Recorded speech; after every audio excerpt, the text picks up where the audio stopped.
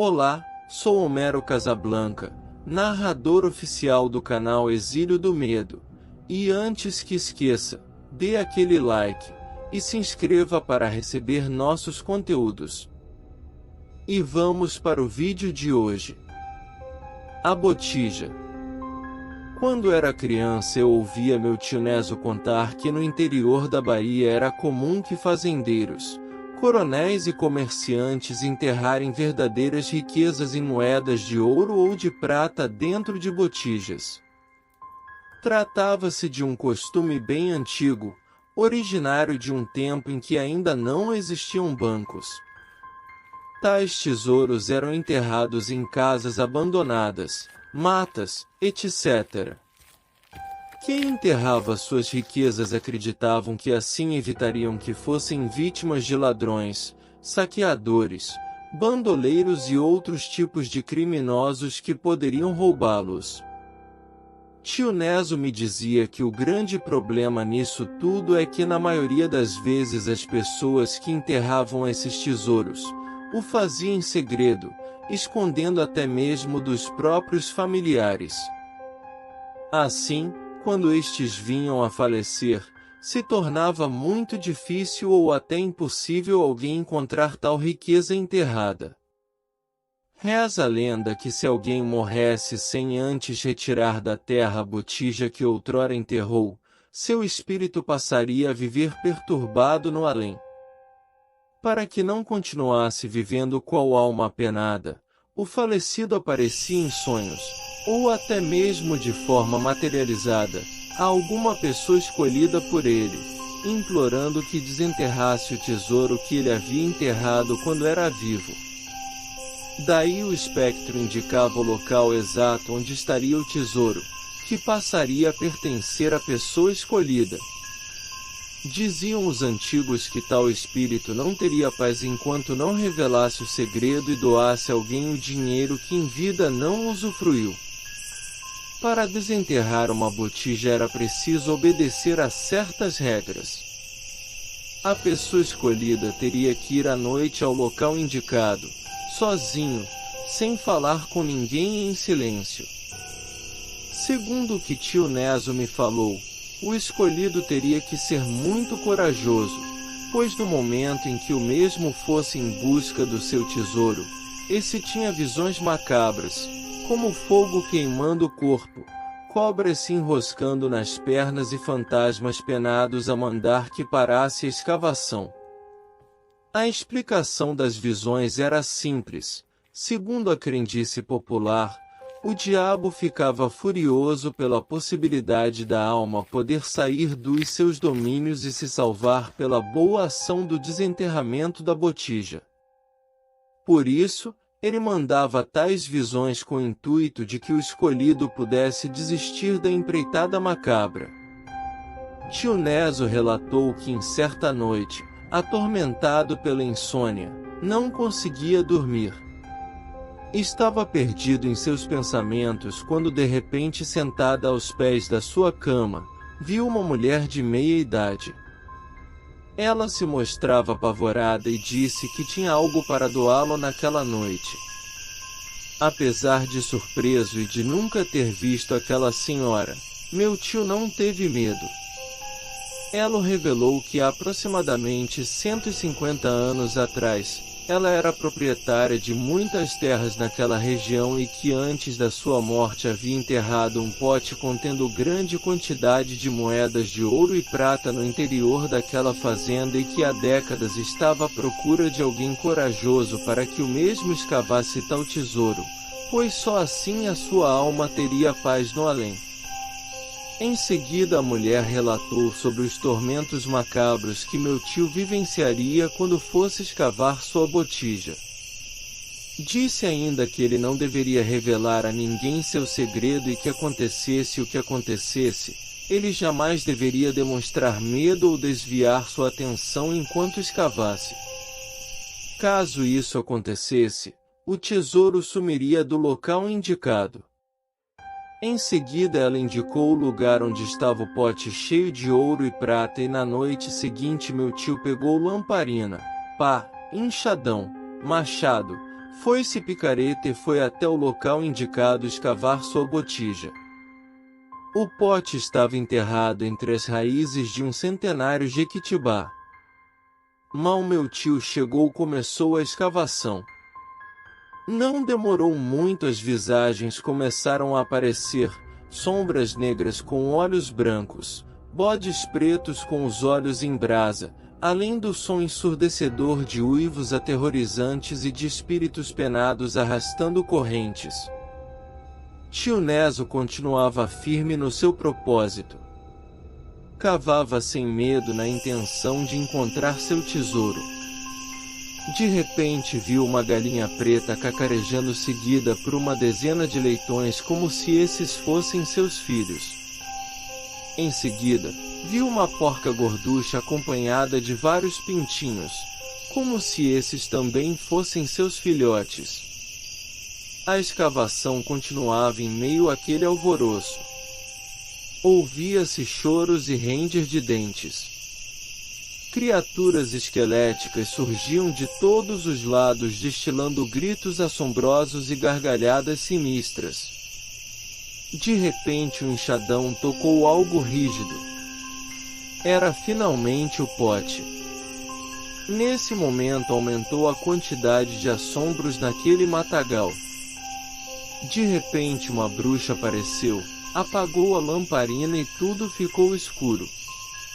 A velha mandingueira segurava meu tio, pedindo para que ele deixasse ali aquele pote.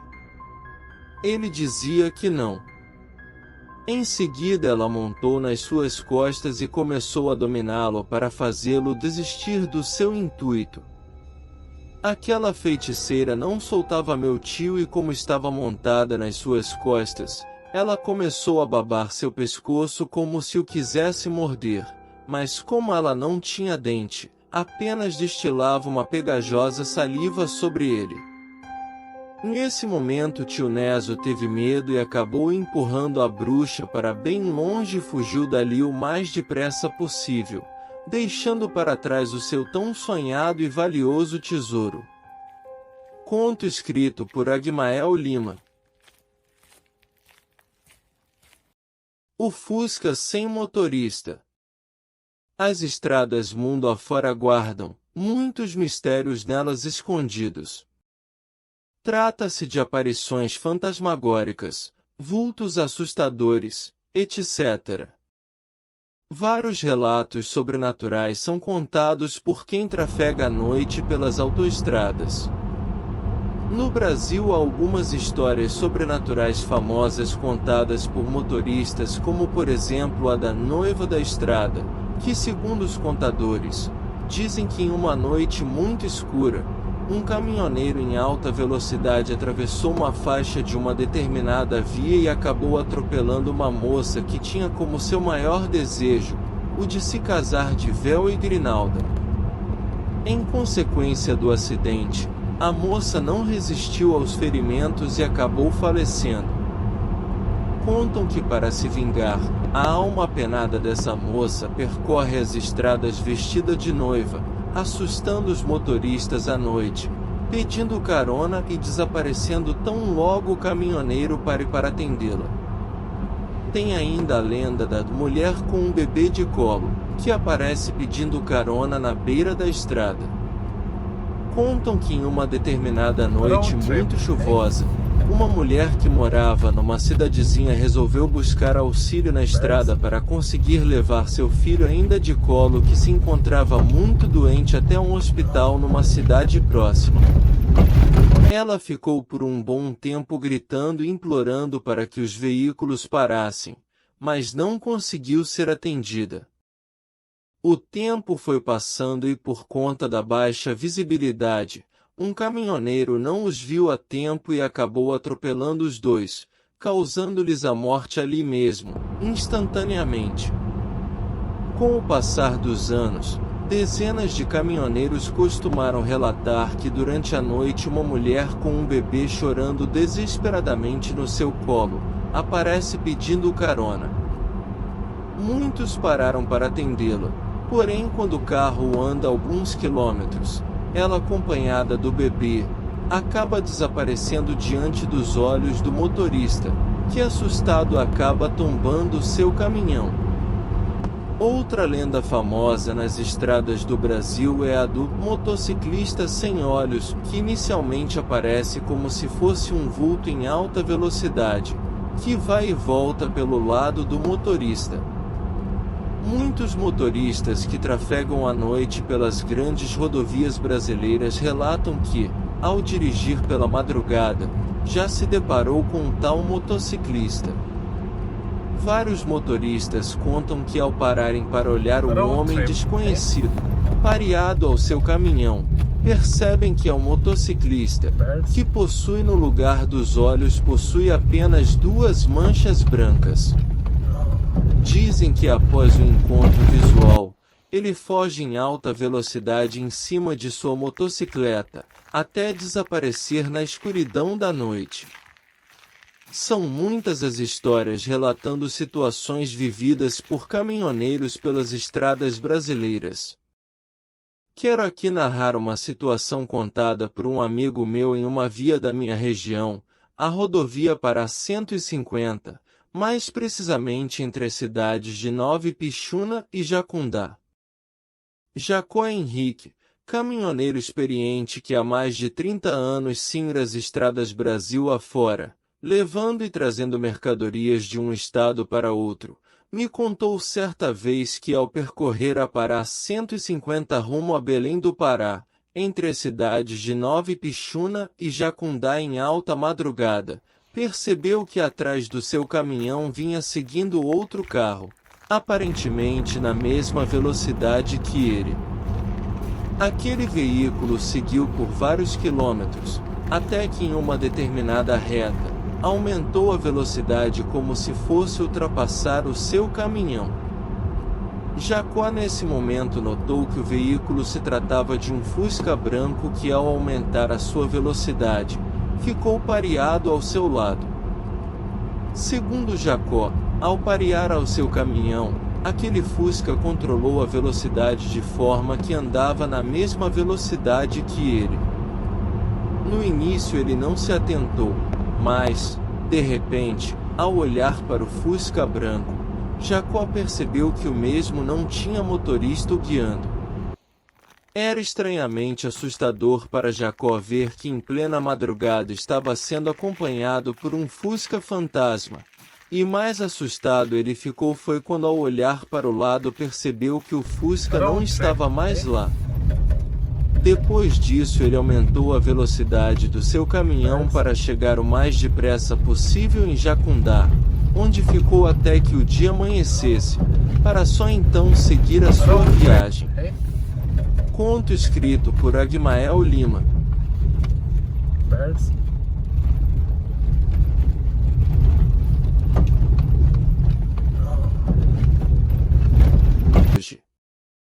O dançarino misterioso. Meu tio Brás, desde a sua juventude foi um rapaz festeiro. Não perdia nenhuma festa em Nova Ipixuna. E apesar dos pedidos da minha avó Roxa para que ele não fosse àquelas festas, ele sempre dava um jeitinho de ir e voltava sempre às altas madrugadas, às vezes embriagado, inclusive muitas vezes chegou em casa tardiamente carregado pelos outros. Minha avó, evangélica ferrenha, vivia aconselhando-o para sair daquele caminho sujo que ele teimosamente insistia em trilhar. Dizia que ele deveria se encontrar com Deus em vez de mergulhar naqueles antros sodômicos que ela comparava a uma espécie de areia movediça que o imergia vorazmente. Tio Brás me contou que numa noite de sábado ainda no final dos anos 80, anunciaram que teria uma grande festa no pátio da escola Maria Irani. Ele disse que não poderia de modo algum perder aquela noitada, pois contaria com a presença de muitas mulheres e bebidas, além de uma banda tocando, algo completamente raro em Nova Ipixuna naquela época. Contou-me ainda que ao saber que ele iria àquela festa, a minha avó o pediu até pelo amor de Deus que ele não fosse, pois naquela mesma noite haveria uma festa do Círculo de Oração da Igreja Assembleia de Deus, grupo na qual vó Roxa orgulhosamente fazia parte.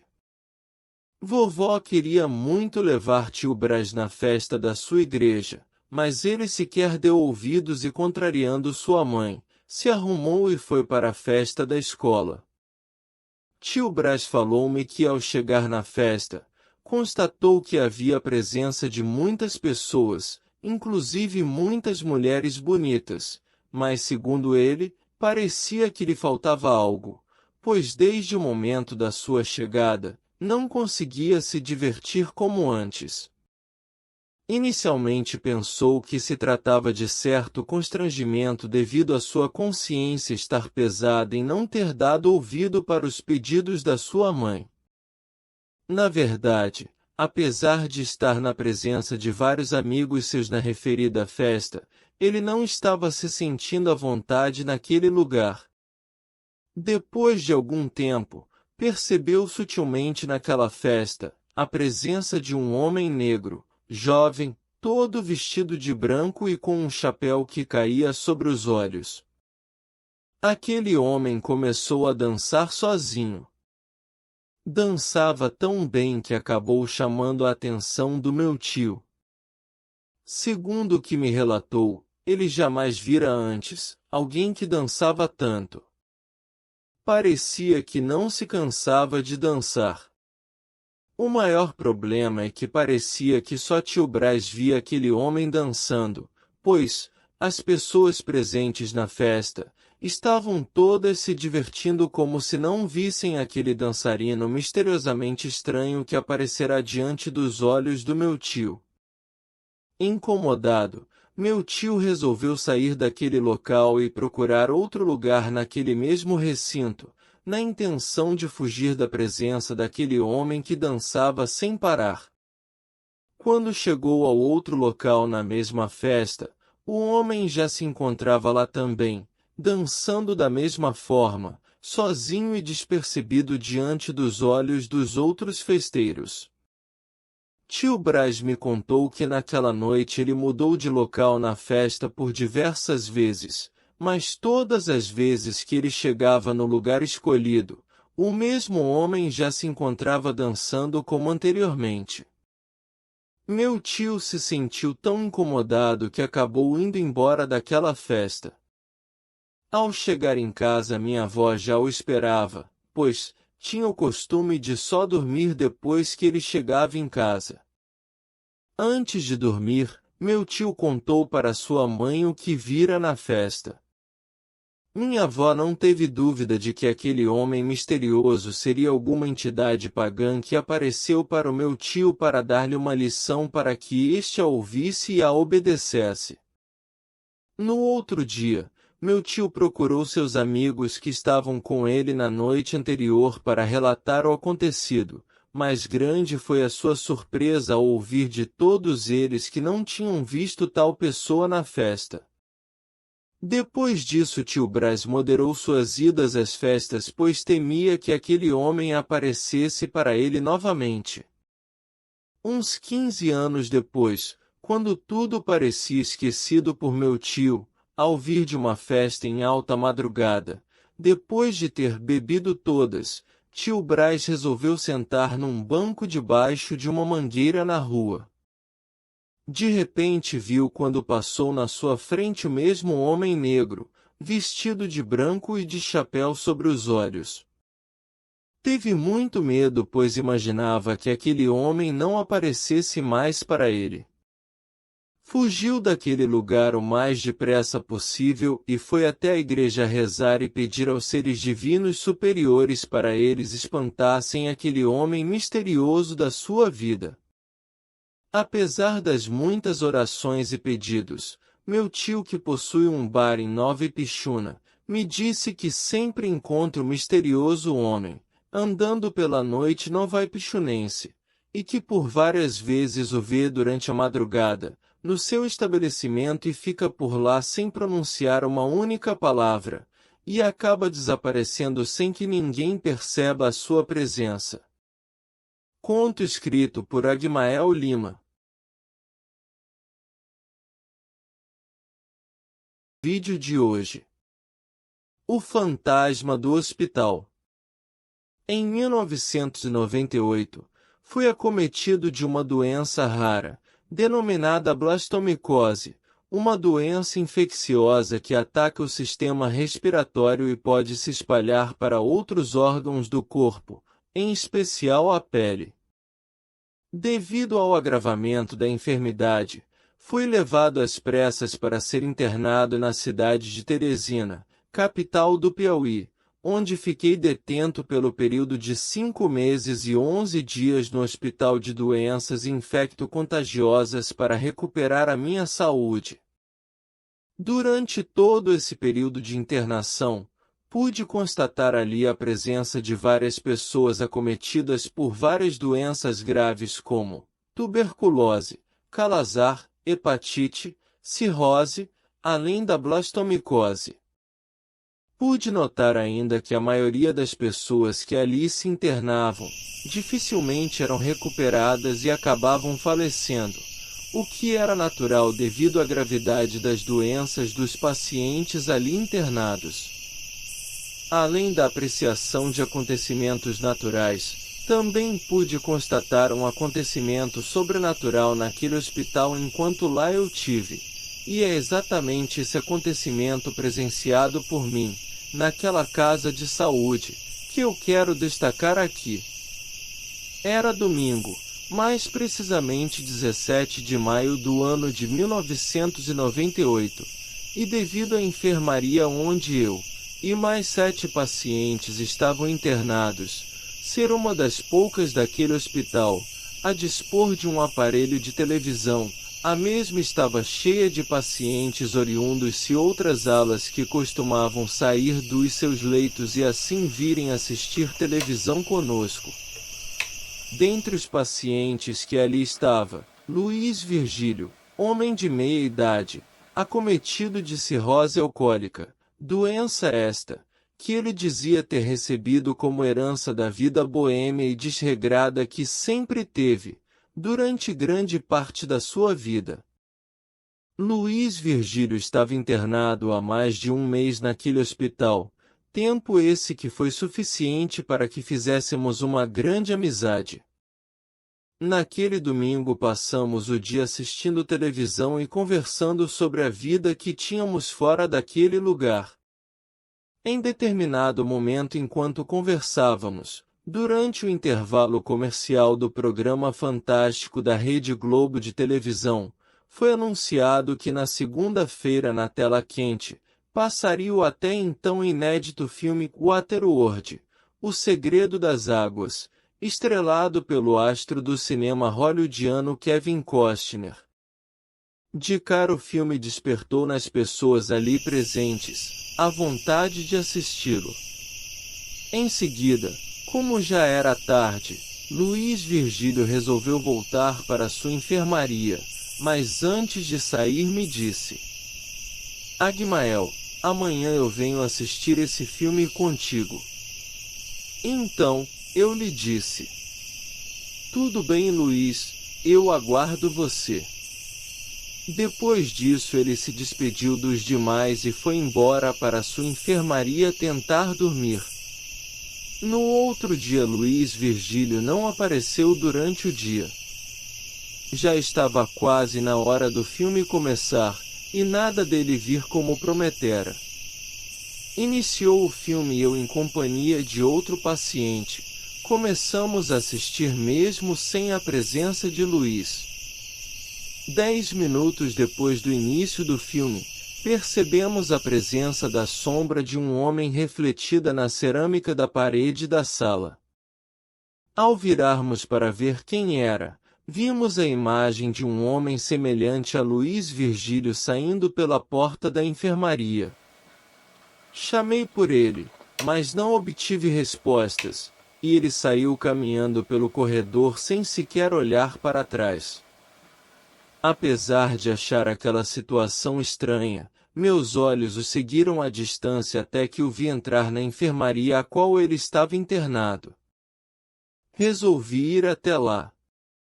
Assim que cheguei à porta onde ele entrou, O meu corpo gelou de surpresa e espanto. Vi que um corpo estava sendo embalado pelos enfermeiros para que o mesmo fosse levado para o necrotério. Era o corpo de Luiz Virgílio que morrera minutos antes. Naquele momento, assombrado de medo, voltei para a enfermaria onde estava internado e relatei ao rapaz que continuava assistindo ao filme, o que eu tinha acabado de presenciar. Depois disso desligamos a TV e fomos dormir apavorados pelo medo que sentíamos. Todas as vezes que vejo o filme Waterworld, O Segredo das Águas, me lembro desse acontecimento.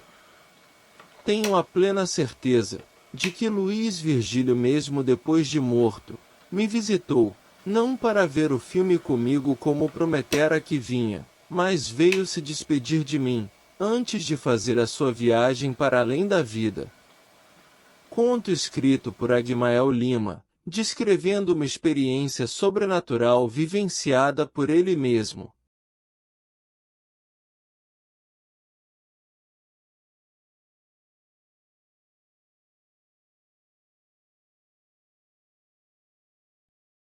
O viúvo que nunca mais se casou. Anselmo e Alice se conheceram no início dos anos 80, numa festa junina em Nova Ipixuna. Os dois eram recém-chegados, ao então povoado, e ao saírem para assistirem às apresentações das quadrilhas, acabaram se encontrando. Foi avassaladora a atração que ambos tiveram. Em poucos dias começaram a namorar, e em menos de um mês, Anselmo foi até a residência de Alice conhecer a sua família e pedir autorização aos seus pais para namorá-la oficialmente. Os pais de Alice gostaram muito de Anselmo e a autorização de namoro foi concedida com muito gosto. O casal estava muito feliz, parecia que um completava o outro. Ambos não se desgrudavam. Participavam juntos de todos os eventos, iam à missa, às festas e eventos diversos, sempre juntos, pareciam um casal de pombinhos. Assim que completaram 6 meses de namoro, Anselmo pediu a mão de Alice em casamento e como ela aceitou, ele foi até a casa dela pedir aos pais da mesma autorização para o enlace matrimonial dos dois. Os pais de Alice aceitaram com muito gosto e em seguida foram até a igreja conversar com o padre Humberto, para que este marcasse a data da cerimônia. O casamento ocorreu em algumas semanas, e em poucos meses de casados Alice comunicou que já estava grávida. Houve muita alegria com a notícia da gravidez de Alice, pois além de estar realizando o sonho de ser mãe, a criança seria a primeira neta daquela família. O casal continuou vivendo seu amor de forma intensa, ambos estavam esperançosos com a chegada daquela criança, que com certeza traria ainda mais alegria aos mesmos. Quando Alice se encontrava no 6º mês de gravidez, foi acometida de malária e em seguida de hepatite. Naquele tempo, ainda não tinha hospital em Nova Ipixuna, e ela ficou se tratando com remédios caseiros. Como ela não melhorava, foi levada às pressas para Marabá, porém já era tarde demais, e em poucos dias Alice veio a óbito juntamente com a criança que estava no seu ventre. Foi um momento de muita comoção e tristeza, pois aquele casal era muito querido naquele povoado. Depois da viuvez precoce, Anselmo não foi mais o mesmo. Vivia triste pelos cantos, se afastou de todos. Passava a maioria do tempo trancado em sua casa. Passaram-se os anos, e Anselmo continuava quase na mesma, só saía de casa para trabalhar ou ir à missa. As pessoas se incomodavam com aquelas atitudes dele, pois achava que o mesmo deveria conhecer outra mulher e dar continuidade na sua vida. porém nada fazia com que Anselmo agisse de forma diferente. Levava sua vida como se assim bastasse para ele. Não se interessava por outra mulher e assim tocou a sua vida por mais de 30 anos. Apesar de Anselmo ser bem mais velho do que eu, temos uma amizade profunda, e isso tem feito com que ele confie em mim, até mesmo, porque eu nunca o questionei ou critiquei, acerca da sua decisão de viver a sua eterna viuvez. Certa vez, enquanto conversávamos sobre a superficialidade dos amores de hoje em dia, ele me disse que queria me confidenciar uma coisa. Eu disse que estaria ali para o escutar. Ele me disse que nunca se casara depois de viúvo, primeiramente porque Alice foi o grande amor da sua vida. Eu disse a ele que nunca tinha tido dúvida disso, porém nunca entendi o porquê dele mesmo já ter se passado mais de 30 anos do falecimento dela, ele ainda não tinha colocado outra na sua vida. Daí ele me disse que ele não se sentia viúvo, pois Alice, mesmo depois de falecida, nunca o havia abandonado. Confesso que fiquei ainda mais curioso e quis saber detalhes daquela conversa. Ele completou dizendo que durante os primeiros dias de viúvo, ele vivia trancado dentro de casa, chorando e maldizendo a sua infeliz sorte, e certa noite, depois de cochilar um pouco, acordou e percebeu que Alice estava deitada ao seu lado. Ele pensou que se tratava de um sonho, mas notou que estava mais acordado do que nunca. Anselmo contou-me que Alice começou a conversar com ele, dizendo que não tivesse medo, pois ela estava ali para cuidar dele. Depois disso começaram a se amar como se nada tivesse acontecido. Depois daquele dia, todas as noites, em espírito e alma, Alice vem dormir com Anselmo. Segundo o que ele me contou, eles têm uma vida conjugalmente normal, se beijam, se abraçam, se tocam, namoram, copulam, e por isso, ele nunca precisou procurar amor em outra mulher, já que o amor que Alice proporciona é suficiente para fazer dele um homem realizado amorosamente. Conto escrito por Agmael Lima.